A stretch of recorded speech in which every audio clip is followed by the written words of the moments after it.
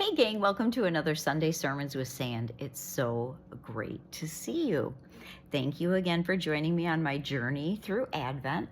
Today we're celebrating day 5 of Advent. And actually today is all about the hope and celebration of the coming of Jesus. So let's do a quick Bible roulette and see what the good Lord has to say about that. I'm not even gonna look this time. I'm just gonna flip it. I think I got a page right there. And it is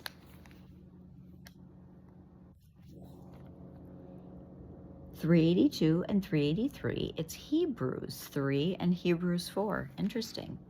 I don't know that we've ever encountered Hebrews before. So it'll be the end of Hebrews chapter 2.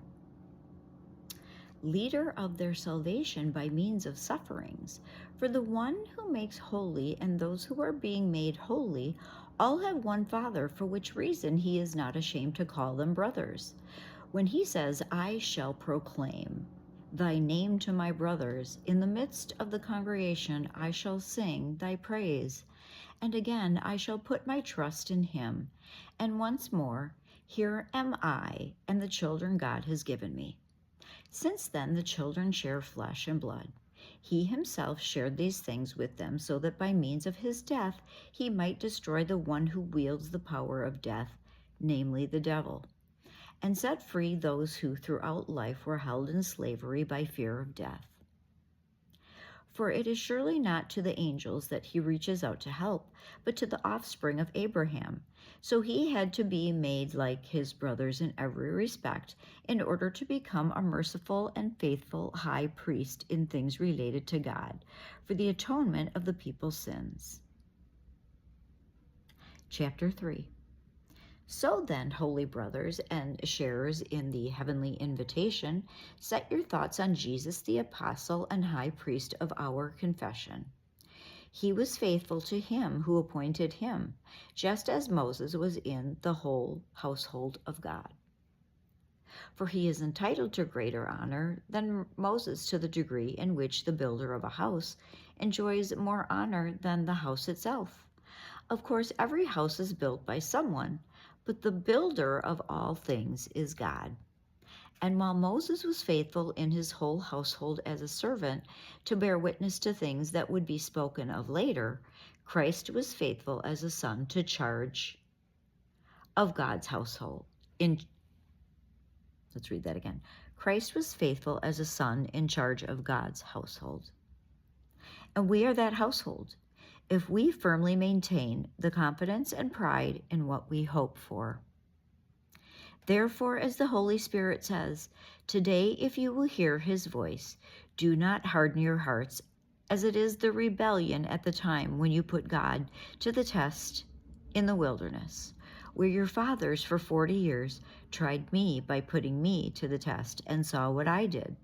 So I became sorely displeased with that generation and said, they are always going astray in their hearts. They did not learn my ways. As I swore in my anger, they shall not enter into my rest. Look out, brothers, so that there may not be a wicked, unbelieving heart in any of you that would lead you to fall away from the living God. Instead, give daily warning to one another, so long as we may speak of today, so that not one of you may be hardened through the delusion of sin. For only if we maintain firmly to the very end the original assurance, then are we sharers of Christ, with this in mind. Today, if you hear his voice, do not harden your hearts, as in the rebellion. For who heard and yet were rebellious? Was it not all who went out of Egypt under Moses? And with whom was he provoked for 40 years? Was it not with those who sinned, whose corpses fell in the desert, and to whom the disobedient did he swear, they shall not enter into my rest?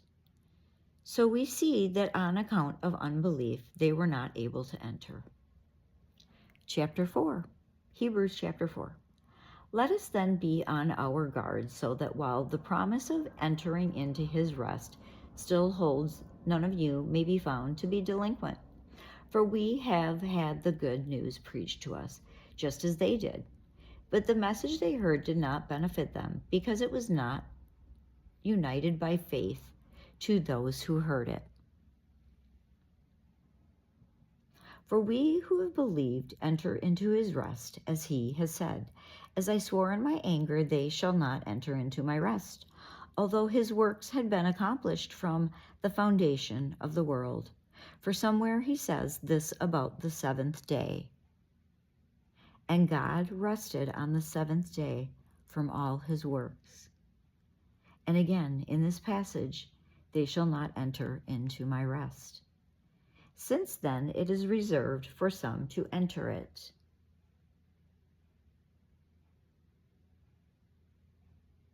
And those who previously received the good news did not enter because of disobedience.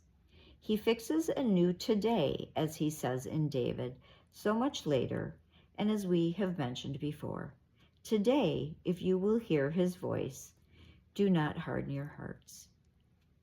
For if Joshua had given them rest, God would. And that was the end of page 383. And that wasn't the end of chapter 4, but it was the end of chapter 4 on that page. So we are going to wrap it up with that. And I commission you to once again pray, pray, pray every single day in every way. Who am I? I'm sand. This is my beach. Thanks for tuning in.